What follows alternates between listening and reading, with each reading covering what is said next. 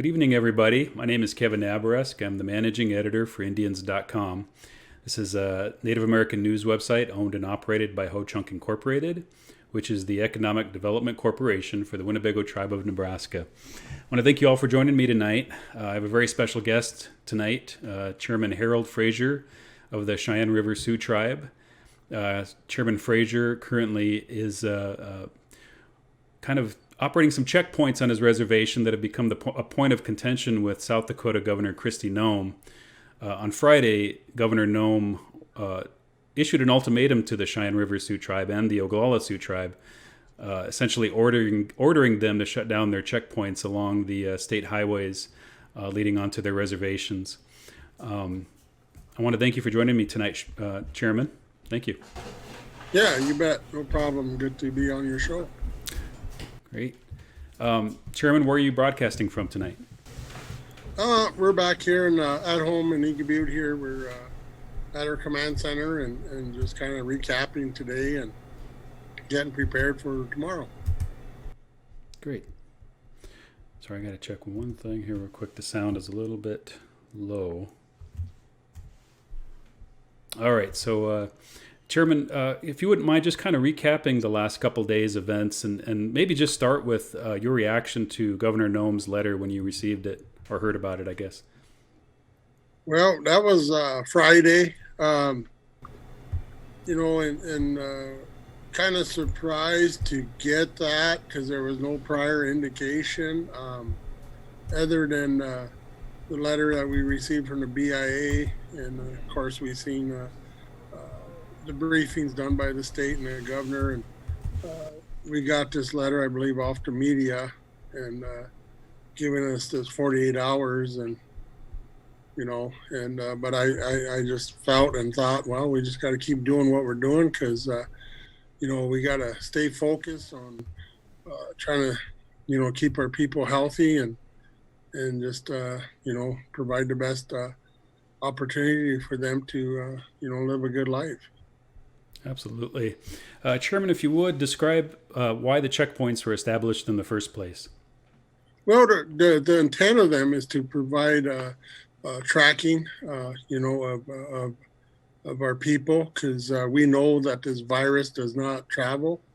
Our people do, and the ones that are infected with the virus will, bring it into our land. So that's one of the main purposes to provide tracking, monitoring of anybody trying to come into or coming into our reservation, so we know where everybody's at, and if they should get infected, then we'll be able to determine and find out where it's from and who they are, so we could try to isolate it as quick as we can.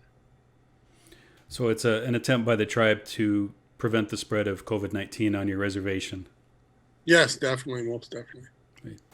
Has your tribe had any cases yet? Yes, we've had, unfortunately, we had one positive case, but for us, because of these checkpoints and, in the command center, we knew that the patient was near a hotspot, and we were monitoring for, by about 5 days before the patient got sick, and she was taken in and given a test, and it tested positive. So we were able to, we knew where she was and, who she was with, had contact with, et cetera. And we were able to isolate it, and things are going quite well for the patient and the family. Yeah, that sounds very similar to what's going on the Pine Ridge Reservation. They've only had a couple of cases, one of which was a non-tribal member who had traveled off the reservation.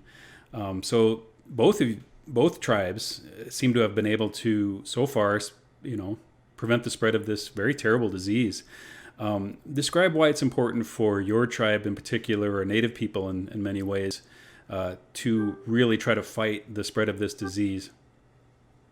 Well, one just has to, and we've been closely monitoring the Navajo Nation. We feel and we know that we have a lot of similarities. In the first place, we don't have very good, many of our people don't have very good health care, a lot of diabetes, because of the shortage of housing. a lot of multiple family living housing, and it is tough because once it starts spreading, it could easily just get out of control. So uh, we know that right now our best tool is prevention, and we feel by doing checkpoints and other measures such as curfew and things like that, we feel that it's the best thing we could do at this time, and hopefully it works and we keep this virus at a minimum. So back to the ultimatum from Governor Noem. What's your impression? Maybe you've even heard from her directly or some of her staff. Why is she doing this at this time? We have officially, we have never been notified by the state in any official capacity. At this point, just what we've seen in the media, other than that. So we haven't really had any official talks with the state of South Dakota. Is that pretty rare for you, I guess, in terms of your relations with state officials, federal officials? Is this kind of common practice for a state leader like this, just to kind of post this ultimatum on social media and expect you to kind of read it rather than consult with you directly? Yeah, it is, seems to be, odd.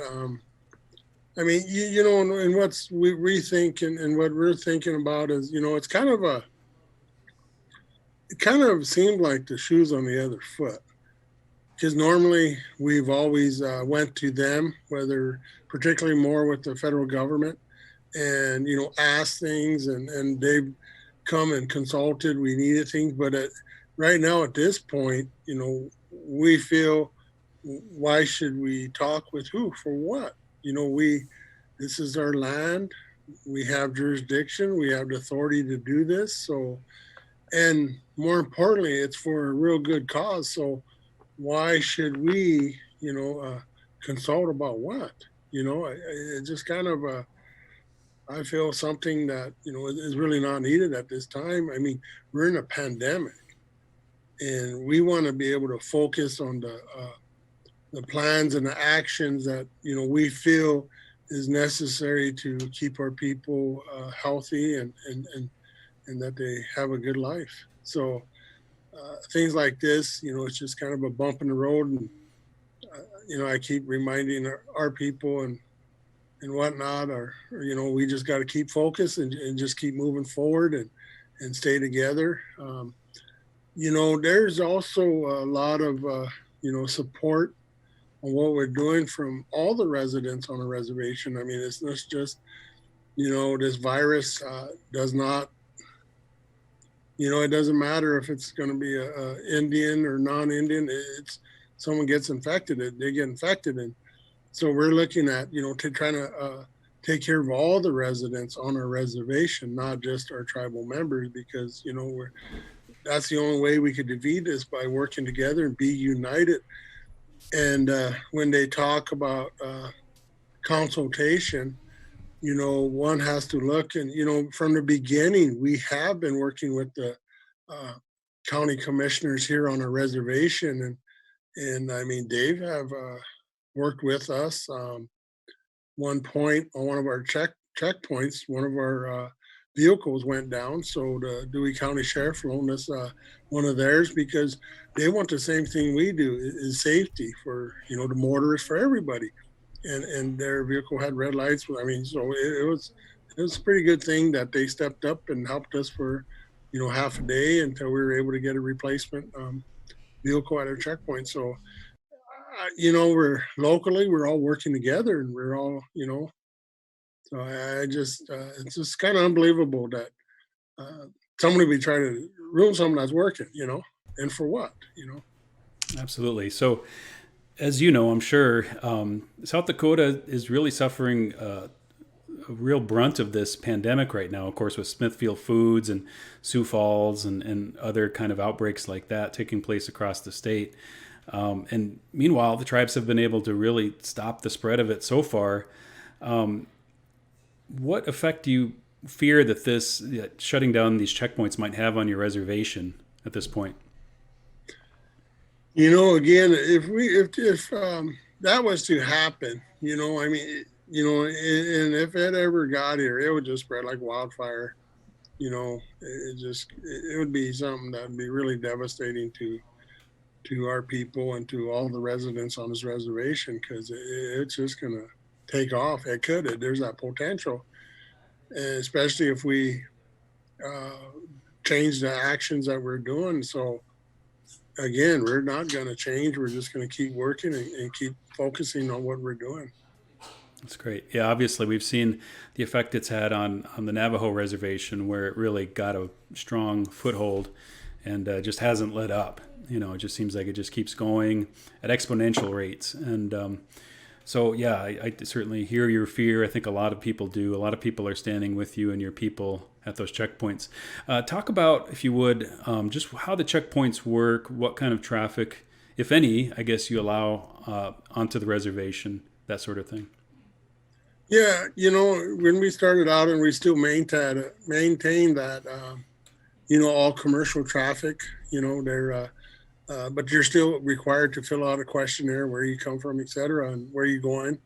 And a lot of the, commercial traffic, the essential travel, such as medical, postal service, and they're allowed to come, because we do need the supplies, and so forth. And a lot of our members, because there's such a huge demand on a lot of different products, from groceries to toilet paper, which I still question that. But so a lot of our members do order from Amazon and places like that. So we know that, so they're allowed to come in. Farmers, agriculture is essential, so they're allowed to. And the only thing that we kind of don't allow, if you got people coming from hotspots out of state, um, just we reroute them to not to go around. And other than that, it's pretty much, and now we implemented a permit system that could expedite. So, but on an average, and I've been out at our checkpoints numerous times and just timing people. It's pretty much less than a minute that that these questionnaires could be filled out, and the motors could be on their way, or what have you. So I just still cannot. The bottom line, I think that they have always looked at our tribes and our Indian people as that we shouldn't be in control. And we're what we're doing. I'm sure there's some people that feel that it's just not right for Native Americans to be in charge, but that's the way life is right here now. We have the authority to do what we're doing. So and we have a good purpose of doing these things. So we're going to maintain our course and just keep going forward. Great. Chairman, how many checkpoints do you currently have set up? We have 9 checkpoints. That's another thing that we, because of, again, we want to make sure everything's safe from our. We've also we deputize. We have that authority to deputize our checkpoint. We also train them in social distancing, things like that. So there is a process that we just can't throw up a piece of log and throw it across the road. So as supplies come in, and more equipment, we are looking at establishing another one. And I mean, there are so many entry points and back roads on our reservation. It's really tough, but we're just trying to get the main traffic and stuff like that. So right now we have 9 and looking at putting up another one. The people that are running the checkpoints, are these tribal employees, or I know in Pine Ridge they've contracted some of those services out, and they have a lot of volunteers as well. Right. Yeah. Right now, all of our health checkpoint deputies, they're all employees of the tribe. Great. All right. Well, if you wouldn't mind just talking a bit about the sovereignty angle of all this. Obviously, we're talking about a sovereign nation that's really attempting to protect its borders from this disease, from this pandemic, and talk about why that's important to understand and to really grasp in this situation. Well, number one is it's in our treaty. we have a 1868 Fort Laramie Treaty, Article 16, which says, before any non-Indian can travel through or reside, they must get consent of the Indians, and that's the basis of our authority. Also, too, in our Constitution, it gives us authority to deputize, and it even says that we have a full jurisdiction within these boundaries. There's case law where the states don't have jurisdiction on our reservations, higher patrol, etc. So it's all there. That there's even Solomon versus Bartlett. There's a case that says we never did extinguished any of our boundaries. So there's just a lot of case law and law federal. Even in their constitution, the state's constitution says they don't want authority on Indians and stuff. And historically, there was a vote back in the 60s that, the people in South Dakota voted down. They didn't want any jurisdiction over the Indians. So there is just so much out there that allows us to do this. And again, we're not closing roads like I know that's been out there, and that is not happening. I just know that we have a lot of legal authorities to do all these things. Great. I've been doing some interviews today with people on the Pine Ridge Reservation, especially who are volunteering at checkpoints, and there have been some rumors, some fears, I guess, relayed to me about possibly the National Guard coming to the reservation and trying to actually close down these checkpoints. Do you have concerns that the governor might send National Guard soldiers to these checkpoints to try to shut them down? Well, again, they don't have authority or jurisdiction, I feel. I'm not concerned if they do enter and make them kind of attempts. We will arrest them. So I'm not too concerned about it. And I think it's highly unlikely that they would attempt it, because, it's just, if they did do something like that, how would that look? Because we're not causing any harm. We're not doing anything that detrimental. We're trying to save lives. And if they think that's illegal or unlawful, then so be it. But I'm not concerned with it. Have you attempted to try to seek any sort of a federal response to this, some kind of a mediation or anything like that from the federal government to try to deal with this situation? No, because again, we're doing what we need to do. There's really no, we're working towards a goal that, and I just feel that talks would be unnecessary because we're doing what we want. They're the ones that have a problem with it. They're the ones that want something when we don't. And it's kind of, for once, it appears that the shoe's on the other side of the foot. And, I have nothing to talk about. I guess maybe we could visit about life other than this, because these checkpoints are not going to come down. And no matter what they say, because with human life is one of the greatest and the most precious things, and we can't put that at risk at anything. We know that it's going to be some point we may have another case, and who knows what's going to happen, but at least we could look back and say we tried. We gave it 120% to save our people, and that's why we're just going to keep going. I don't know. We have nothing to give up. We won't give up anything. So again, negotiations ain't, I think we're doing everything right. I feel it. So Sure. My last question to you would just be about how your tribe has responded to this whole situation. I know in talking to people on the Pine Ridge Reservation, there was a kind of a huge outpouring of support for keeping these checkpoints in place. Is that what you've seen on your reservation as well? Oh, yeah. Yep, definitely. A lot of support, not only for this, but, they were, a lot of our people were wanting, curfew, et cetera. So we're doing all them things, and I don't as far as our members, nobody's really complaining or, things like that.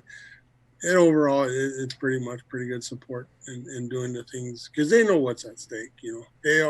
We all have elders that we love. We have all grandmas, grandpas that we want to, and we have our kids and we want to protect them. So everybody been working together, doing real well. I know I've always asked for them to be patient with a lot of changes that we made, because and it wasn't us to, harm anybody's there to save lives, save each other. So yeah, there's a lot of support from our people. I know a lot of people support you taking this stand, Chairman. I want to thank you for that. And I know a lot of people feel that you're not just doing it for your people; you're doing it for all Native people because it's an important issue that you're standing on today. And so I want to thank you for that, and thank you for sharing your time with me tonight. Well, yeah, thank you, and be looking forward to visiting with you again down the road. So thank you. Great, thank you. Have a good night. Yeah, you too.